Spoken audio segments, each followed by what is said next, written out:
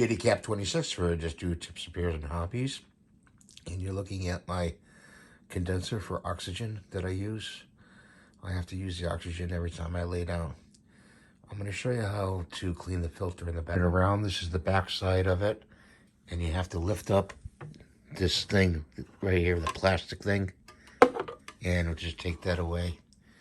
And what you do is you pull this part, pinch it, pull it out, put it up there.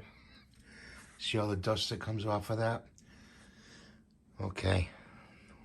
You take that filter out, you got your vacuum, and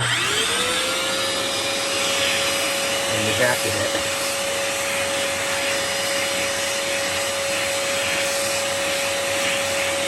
Okay?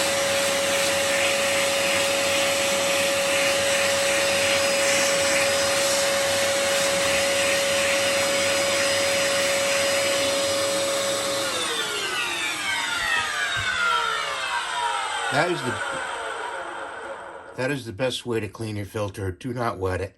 Just vacuum it off and put it back in the machine like this. And wipe the edges. Wipe this thing right here. Slide it back on. And you're all set. Thanks for watching. Have a great day. Please rate and subscribe.